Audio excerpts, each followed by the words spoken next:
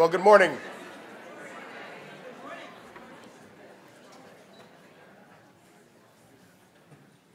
So we do a lot of very important things here at the White House, and I want to welcome you here today. But few things are more important to me than the work that you are doing today on human trafficking. I have seen the worst of human trafficking. I was a longtime prosecutor and worked on human trafficking cases. And I had a chance to learn about human trafficking by basically just two pretty average police officers who were out on the street doing vice work. And their job was simply to arrest prostitutes and handle other vice crimes. But they took it more seriously and realized that there was more to this. And they, in their spiral notebook, started taking notes about who these young women's pimps were and who and where they were coming from and how they were being transported. And they, before we even had a human trafficking practice in the U.S. Attorney's Office in Washington, D.C., they put together these cases and brought one to me and said, why don't you bring this case? And I was like, I don't know how to bring this case. And then I met some of the survivors and realized how incredibly important it was that they had an advocate in the prosecutor's office for them and who treated them with respect and who gave them a chance. And unfortunately, despite all the work that we did, many of them fell right back into the work that they had been doing before, into that same lifestyle. But I also saw incredible hope because we had a number of survivors who really succeeded, who got out of the game, who were able to make the most of their lives, and were able to, in many cases, go out there to be advocates for other survivors. And so the work that we're doing here today is incredibly important, and I thank all of you for being here, and I know that in every respect I'm preaching to the choir here because you all know this already. But I do want to make sure I say thank you to you. And with that, let me introduce you to Assistant to the President, Valerie Jarrett. Thank you.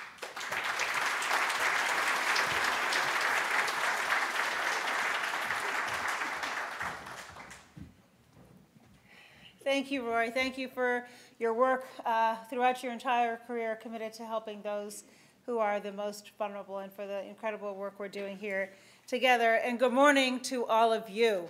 Welcome to the White House. I never get tired of saying welcome to the White House. We're just pleased to have you here. You're leaders from across the country, and I know that you're as devoted to ending human trafficking and protecting particularly our youth who are at risk, and we thank you for that very important work. A few years back, I met a woman named Sheila, and one of the extraordinary parts of my job is that I get to travel all over the country, in fact all over the world, and meet people, ordinary people, who are doing just extraordinary things.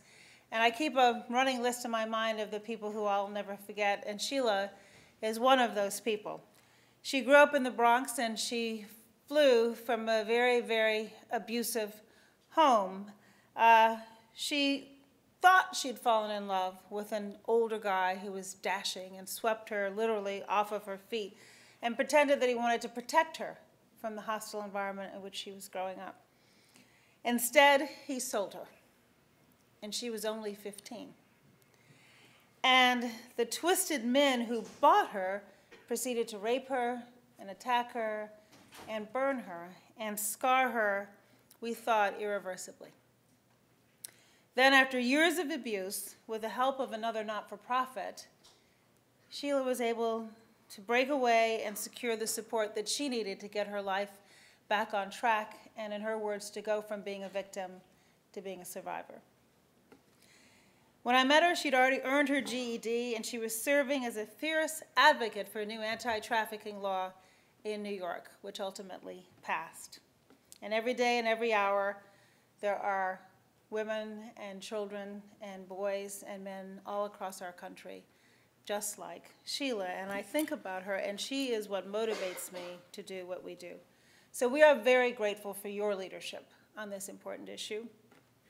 We know that every single year, thousands of people around the world suffer from the horrors of human trafficking. Many are young children, many of whom have already escaped abusive homes just like Sheila, only to be captured and coerced or forced into living in violence in exploitation and unspeakable sorrow. As a mom, it is just hard for me to just imagine what that must be like for young people who should be on the brink of discovering the future of their lives. They should be in school, they should be aspiring for their dreams and hopes and aspirations, and instead they're captured and end up in despair and experience what no one should have to experience. And what I think so many people in the public don't understand is that this isn't something that happens just on foreign soil. This is something that happens not just in the United States, but in our own communities, and often is swept under the rug or just seems invisible. And here at the White House, we know just as you do that this is a challenge that requires rigor and tenacity and stick-to-itiveness, and we can solve it if we do this together. So, we want you to know that the President, since day one, has been committed to this and has enjoyed working with you, as we all have, on many, many approaches to ending it. In 2012, the President called for an end to human slavery, and we were delighted that he used that name because that's exactly what it is. Affirming that fighting to end human trafficking represents, and I'll quote him, one of the greatest human rights causes of our time, and the United States will continue to lead on it. In 2013, we released a federal strategic action plan and services for victims of human trafficking in the United States. And that action plan charts a path to ending trafficking by enhancing coordination among all levels of government, strengthening understanding, improving access to prevention and protective services, and champion services that ensure healthy outcomes for survivors. And as you know, since you're going to be discussing it later today, last year the President signed the Preventing Sex Trafficking and Strengthening Families Act. He was also happy to finally sign the Justice for Victims of Trafficking Act just a few weeks ago. Ironically, that was being held up, and our nomination and confirmation of Loretta Lynch was in limbo as well, and I'm heartened to know, just as I know you do, that this is a top priority for Loretta, and she's committed to using all of the resources available through the Department of Justice to partner with all of you to attack this issue. So, of course, a great deal of hard work lies ahead. We all know that. And our future young folks are counting on it. And the survivors who have fought free are expecting to help, and they're willing to help, just as Sheila was willing to help. And your presence here today sends a signal to the countless people in our communities all across the country who have been so scarred by the abuse of trafficking. But we have to let them know that they are not invisible. We see them, we hear them, we love them, and we must treat them as our own. So I want to thank you for being here and for the incredible work that you do. The intense effort changes lives each and every day. I've met them, you've met them, and it's pretty extraordinary when you have a chance to do something so important for other people who are vulnerable. So thank you again, and please enjoy the day. We appreciate you being here.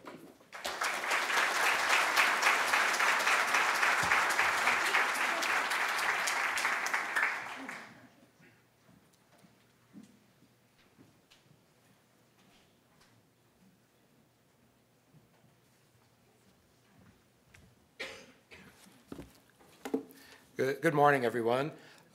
My name is Mark Greenberg. I'm the Acting Assistant Secretary at the Administration for Children and Families in the Department of Health and Human Services. And we want to welcome you to the National Convening on Trafficking and Child Welfare.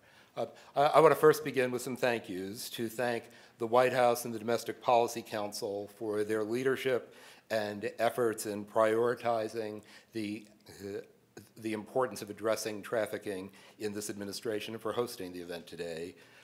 I want to thank and acknowledge the Children's Bureau at the Administration for Children and Families and Ju-Yun Chang, the Associate Commissioner, who you'll be hearing from during the session, for the work that they've done, both in putting together this meeting, in developing the guidance and plans for technical assistance, and for the set of work in elevating attention to these issues in child welfare. And of course, I want to thank all of you who are participating in this important event. For us at ACF, we serve a broad range of survivors of human trafficking in programs that we've got responsibility for.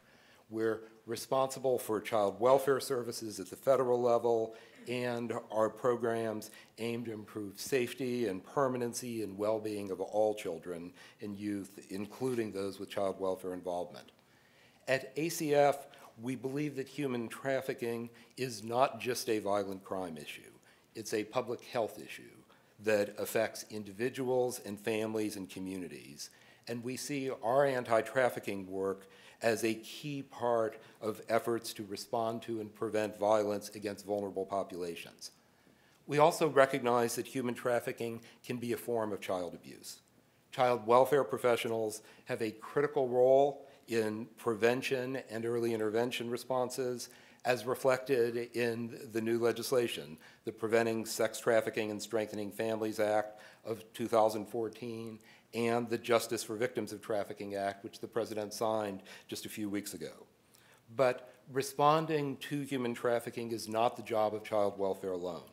An effective community response needs coordination and collaboration across multiple stakeholders, including runaway and homeless youth programs and juvenile justice systems and the courts and health and education, among many others. So today, I'm very pleased to announce that at ACF, we're establishing a new office, the Office on Trafficking in Persons.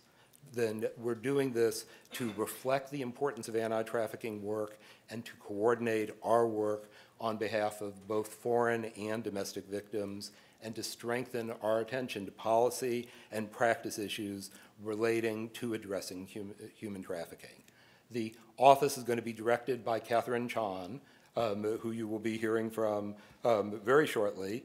And as many of you know, Catherine has led and coordinated the efforts to strengthen our response to human trafficking over the past several years and has an extraordinary record of work in this area.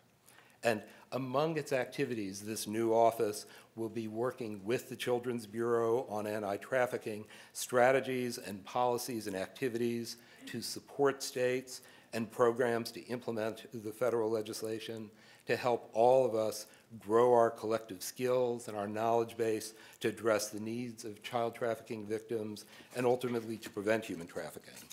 And in announcing the new office, I actually want to do one more thank you. I want to recognize George Sheldon, who heads the Illinois Department of Children and Family Services, is here today, was my predecessor as acting assistant secretary at ACF.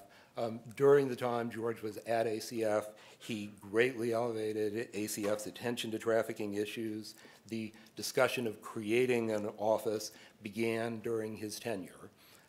So George, and where are you, George? There's George. So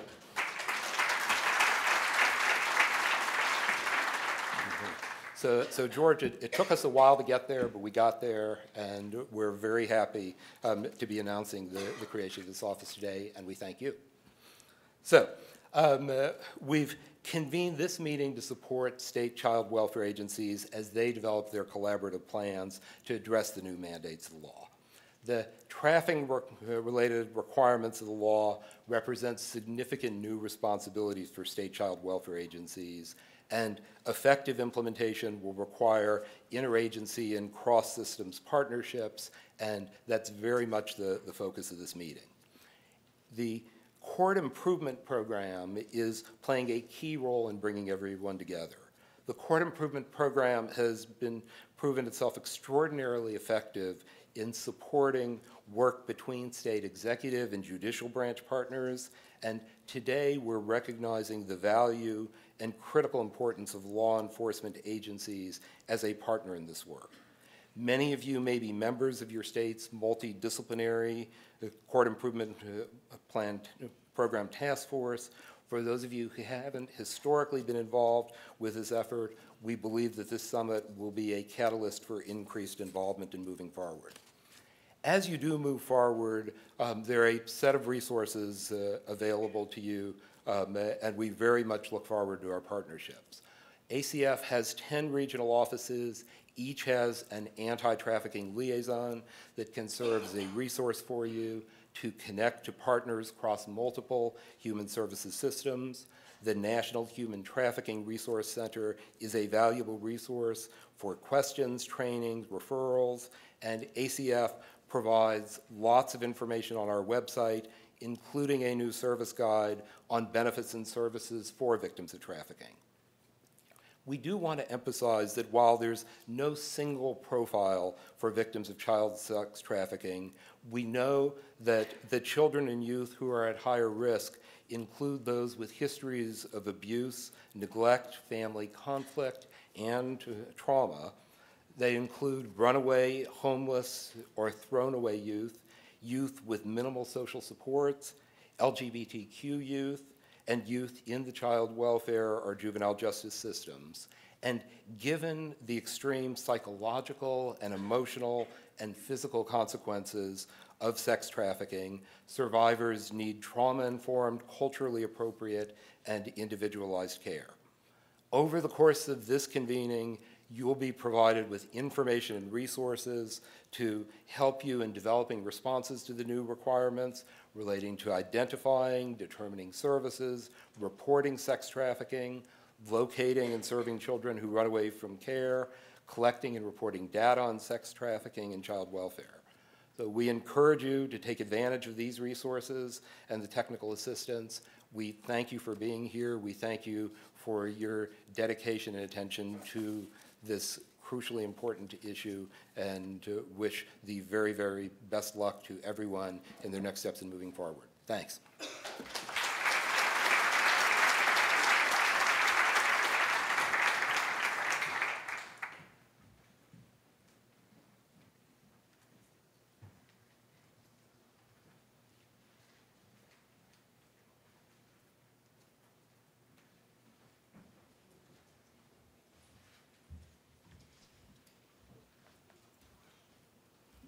Good morning. My name is David Sanders, and I'm an Executive Vice President at Casey Family Programs.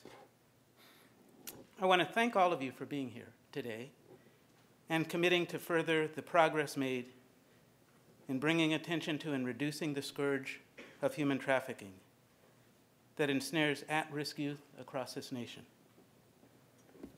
I also want to thank the President, the White House, and Valerie Jarrett for their leadership in convening this important summit to ensure that we're all working together to improve the plight of vulnerable children who become victims of human trafficking. The time together will help us to coordinate and collaborate to implement and fulfill the new mandates of the Preventing Sex Trafficking and Strengthening Families Act of 2014. This administration has focused on public-private partnerships, and Casey Family Programs is proud to be part of the planning for this, as well as the support for today's lunch, and will continue to provide support and work closely with the administration. As we all know, our country has made tremendous progress in recognizing and addressing the commercial sexual exploitation of minors for what it is, a form of enslavement of vulnerable victims. We've come a long way in shifting our thinking to view trafficked children as victims who experience trauma and are in need of support and services. Casey Family Programs is the nation's largest operating foundation focused on providing, improving, and ultimately preventing the need for foster care. And we've heard several times up here that unfortunately, we know the numbers show a prevalence of youth in foster care being victim to commercial sexual exploitation. In some jurisdictions, we've seen statistics up to 80% of sex trafficking victims had previous interaction with the child welfare system. This correlation is unacceptable, but it's leading child welfare workers to more closely monitor, screen, and assess youth who are at risk for trafficking. But as Mark Greenberg mentioned, this is not something that can be done alone by the child protection system. At Casey Family Programs, we seek to learn as much as we can about how to use data to effectively identify the victims of commercial sexual exploitation and partner with jurisdictions to implement effective strategies that better serve a group of young people who have very poor outcomes today. Data will help all involved design stronger assessments of young persons' immediate needs, including safety, food, a medical assessment, and a safe and secure environment, free from further victimization. Additionally, involving youth in the process of identifying appropriate services will increase their engagement in a treatment plan and reinforce the services provided are designed to protect and heal, not punish the youth. Engaging committed foster parents and providing them with specialized training to support to care for survivors of sex trafficking is the emerging approach to respond to the housing and support needs of survivors. We all know, though, that today we have more questions than answers. There's not a perfect program out there, and there's considerable work that still needs to be done. We know that it'll also, to do that, it'll require strong collaboration on multidisciplinary teams of administrators, case managers, law enforcement, courts, therapists, health providers, legal advocates, and community partners. It will require specialized training to identify, assess, and provide services to victims. Sex trafficking of children is a crime that deserves national attention, and we're pleased that the administration and Congress have focused the nation on this issue. As laws and systems change to identify and recognize sex trafficking as child abuse and victimization, agencies will also need to change to respond adequately to the specialized and complex needs of this population. I know that all of you will be working on your state plans in the next few months, and Casey Family Programs stands ready to assist you in learning all we can about the programs and in supporting you in implementing them. Thank you for the work you're about to engage in and your continued commitment.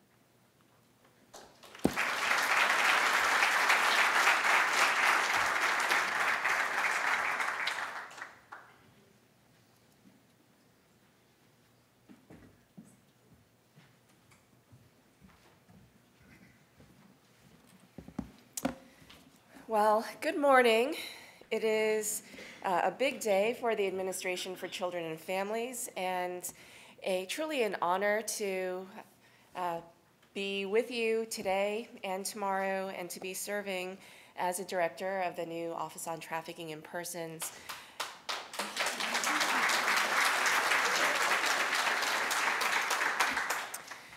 We have a lot of work ahead of us, and we're excited to roll up our sleeves along with you and to anyone who may be tuning in on live stream, as many of us participated and benefited last night from a screening of A Path Appears. The overwhelming message from the stories of hope and inspiration working with, or where community organizations are working with survivors of trafficking, was that it really takes the entire community to get involved in the response system to child trafficking and all forms of human trafficking. So we're all in this together.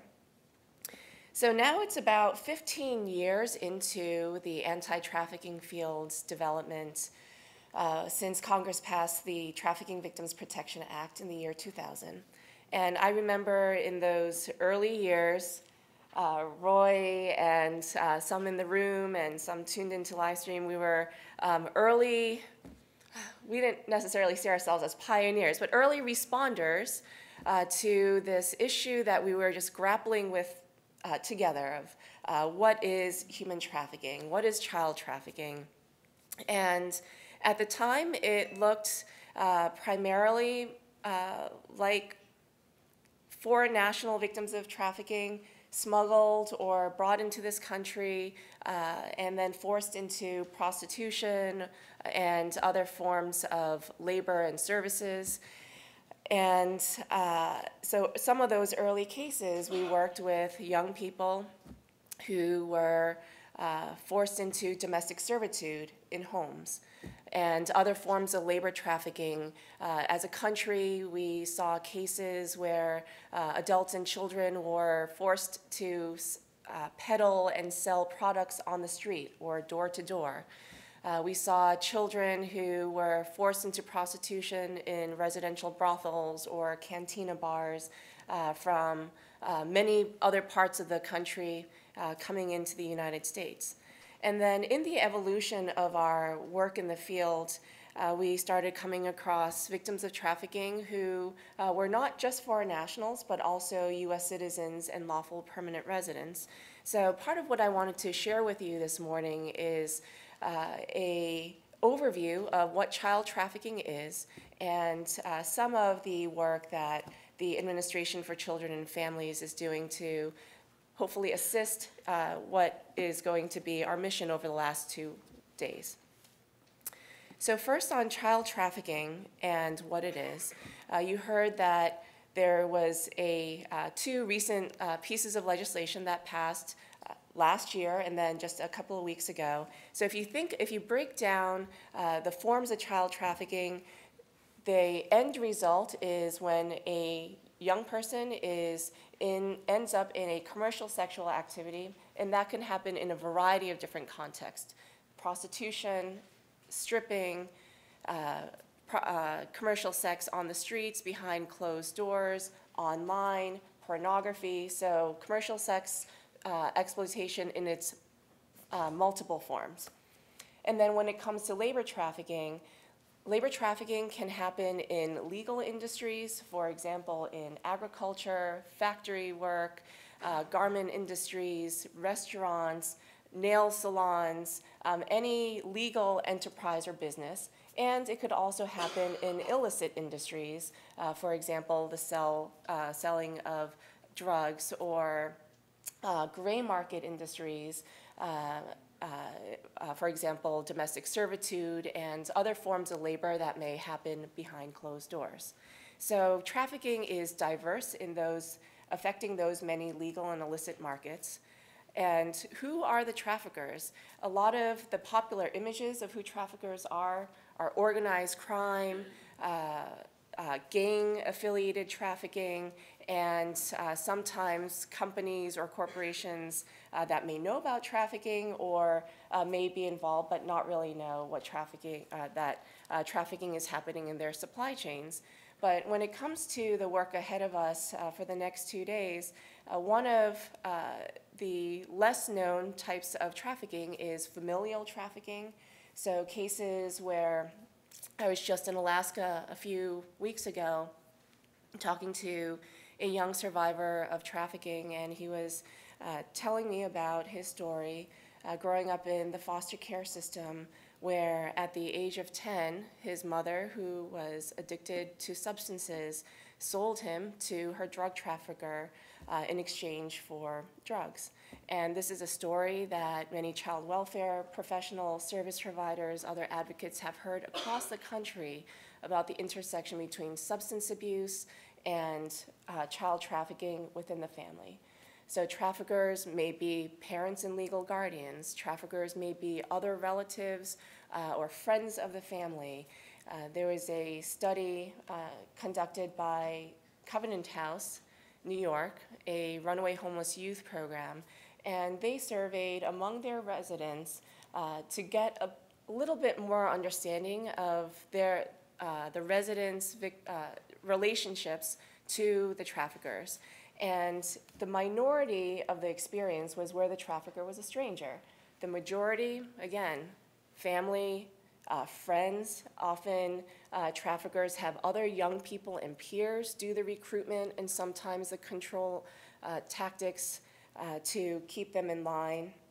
And so when we think about the range and scope and diversity of trafficking, this affects adults and children, foreign nationals, U.S. citizens, lawful permanent residents, across multiple types of licit and legal commercial enterprises, and the traffickers are very diverse as well. So now 15 years into the development of the field, we're still learning what trafficking is, and traffickers are evolving what their tactics are, and the economic dynamics that drive human trafficking continue to shift and morph. And so for many of you participating over the next 2 days, you may be very new to this issue, but know that even those working on this issue since the development of the field. We're all still learning, so we're in this together, and that's one of the main messages that we wanted to send. So what are we doing at the Administration for Children and Families, and how are we partnering with other federal agencies to address child trafficking? As Assistant Secretary Mark Greenberg mentioned, we see child trafficking and human trafficking not only as a violent crime issue, but we see this as a public health issue impacting the individuals who are victimized, their families, the communities. For those who were with us with the film screening last night, you can see the ripple effects of one act of violence perpetrated against someone affecting an entire family and the broader community. And so our approach to respond to human trafficking is also looking at that broad scope. So child trafficking is not an isolated issue in one corner where you're seeing this or we're seeing this for the first time. We at the Administration for Children and Families, we work on a broad spectrum of violence against persons, especially vulnerable populations. And so whether it's child abuse, maltreatment, neglect, domestic violence, interpersonal violence, other forms of sexual violence, violence perpetrated over generations and the generational trauma, we see trafficking as intersecting with all the other work that we are doing. And so our response is comprehensive. At the Administration for Children and Families, last year we piloted training on trafficking specific for healthcare providers because similar to law enforcement, they are also on the front lines responding and interacting with victims of trafficking. Some studies surveying victims of survivors of trafficking asked them, while you were still in your situation of trafficking, how many of you saw one or more healthcare provider? And in one study, specifically on foreign national survivors, about 50% responded positively. In another study with domestic victims of trafficking, nearly 88% responded positively. And in both of those studies, they were asked a follow-up question. So for those of you who saw a healthcare provider, how many were identified as victims of trafficking and then were able to leave your situation? 0. The response was 0. So we're doing a lot to train healthcare providers, public health workers, integrate them into the other human services that we provide through runaway homeless youth programs, connecting them with child welfare, with domestic violence program, and the broader anti-trafficking field. And this year we will be expanding that pilot training so that you can benefit from it as well.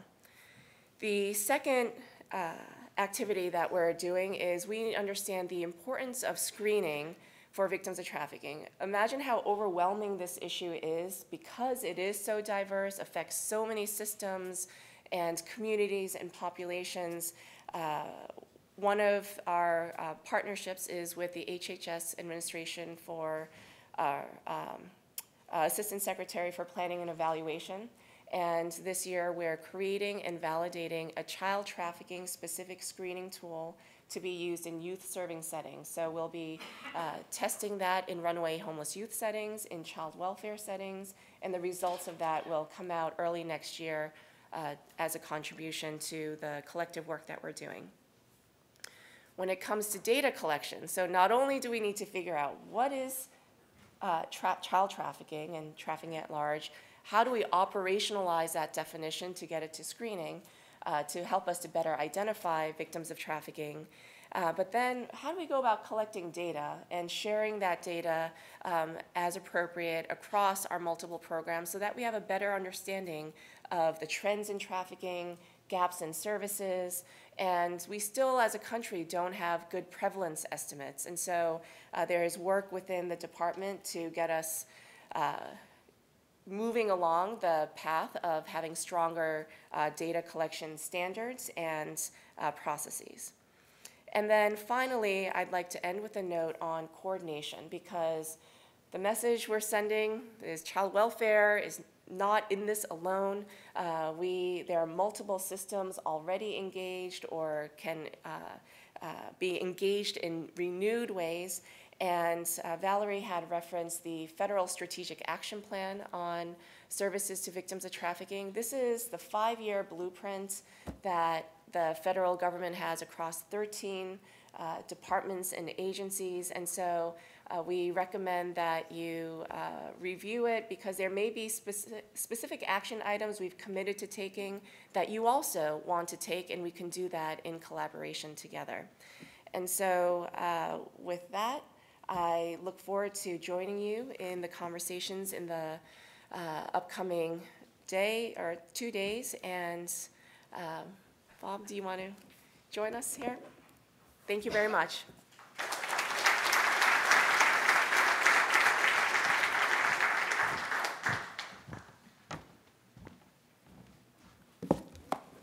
Catherine, thank you very much for the introduction and also for the information about the wide range of activities that are available to folks across the country to help address this issue.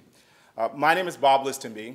I'm the administrator of the Office of Juvenile Justice and Delinquency Prevention in the Department of Justice, and we're one of the partners that Catherine and others have referenced before. You've come together today to address one of the troubling issues facing our nation today, the commercial sexual exploitation and sex trafficking of children. This issue does not receive the attention that it deserves, and too often these children who are victims do not receive the justice and the help they need to heal. I come to you as a person who spent 27 years as a public defender, and part of that time was in the juvenile unit, over 20 years, representing children who were coming into our courts often as prostitutes or labeled as prostitutes who were really victims of trafficking. We didn't recognize the symptoms. We didn't recognize the backgrounds. We didn't have the tools then to address the issues that they were facing. And today, even if you go to the courts, you'll find that throughout the nation, the people who are both defending and prosecuting and also judging these children are only beginning to become aware of the problems and issues. Children who are sexually exploited or trafficked exist in the shadows in this country. And this has been so for a very long time. They are our children. They're not from somebody else's children from far away. They are amongst us, and yet rarely do we see them. For this reason, child trafficking cases are difficult to identify, to investigate, and to prosecute. And tragically, trafficked children often live beyond the reach of even our most basic responses to victimization. Services are very few or non-existent for these children, and often they have nowhere to go for help. As I've talked to people across the nation and asked juvenile justice specialists, well, what kinds of services do you have in your areas to help children who are being trafficked? Very few of them really have services even today to address the needs and issues.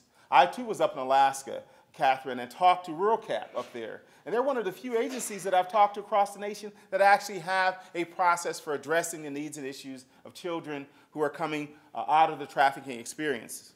Our work at the Office of Juvenile Justice and Delinquency Prevention focuses upon preventing crime and violence, working on behalf of children in the justice system, and addressing the victimization of children. Our mandate, in short, is to protect children from violence and abuse and exploitation.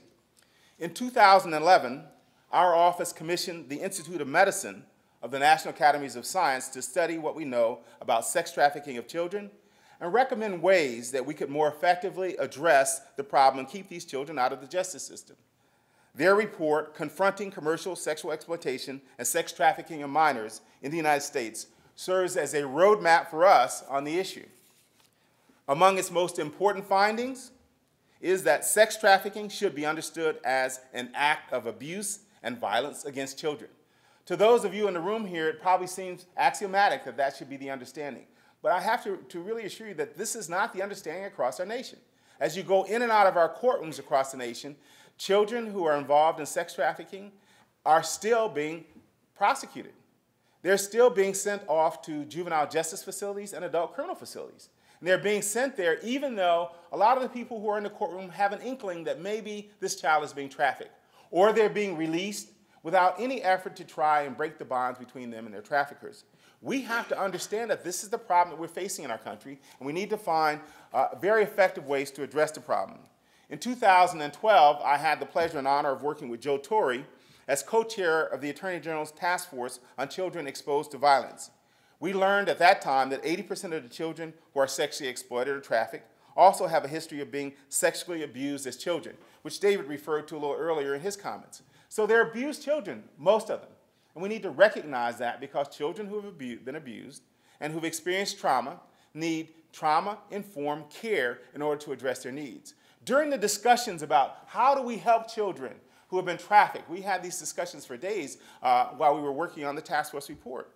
Initially, law enforcement's response was, well, Bob, we have a problem. We bring them to a provider agency that's going to take care of them. They go in the front door, and they come out the back door. And then the question was asked to me, Bob, how many times do you want us to let them go in the front door and come out the back door before we do something for them? Do something to them. Lock them up. Maybe they'll get better care that way.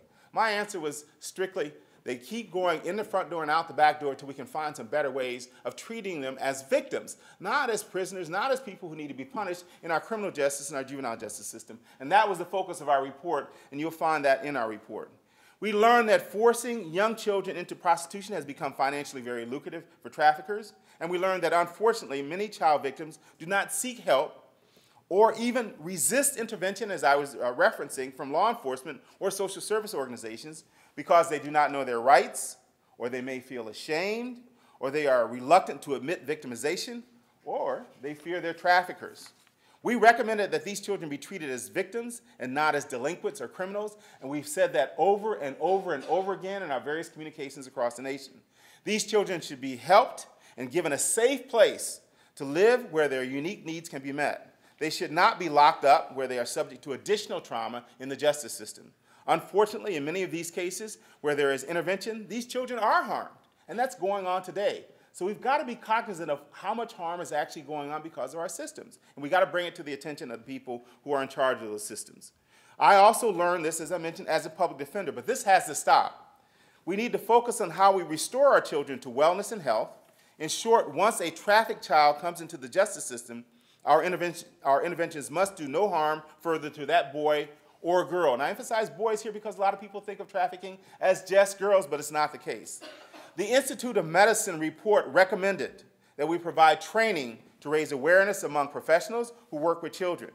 The report also recommended that we support laws and policies that direct victims to these services rather than arrest and prosecute them. The arrest and court processes can cause further harms. We need to recognize that. Furthermore, we must hold traffickers accountable for their actions, and this is something that the Justice Department is well equipped to do, and as Roy mentioned, he was involved in it earlier in his career. Too often, our legal system focuses on prosecuting the child victim and not on those who are benefiting from the exploitation of children.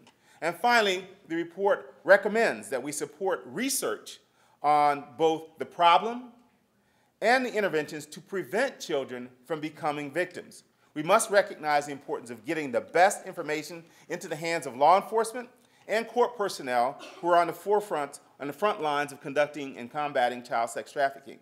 Consistent with these recommendations, our office has developed several initiatives which I'd like to bring to your attention through our Amber Alert program and the National Center for Missing and Exploited Children to train law enforcement officers on how to identify, intervene, and investigate cases of child trafficking and to identify treatment and services for victims.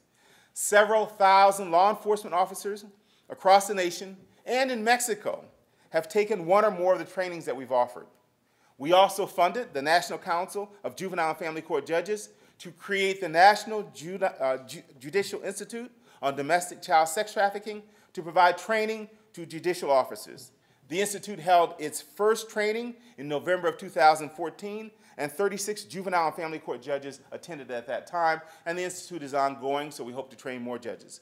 I want to pause for a moment to recognize Judge John Romero, who helped develop the curriculum for the Institute. Judge Romero is expected to join us here today where he will sit on a panel. I wish to personally thank Judge Romero for lending his expertise to this endeavor. Is Judge Romero present? Thank you very much. We appreciate it.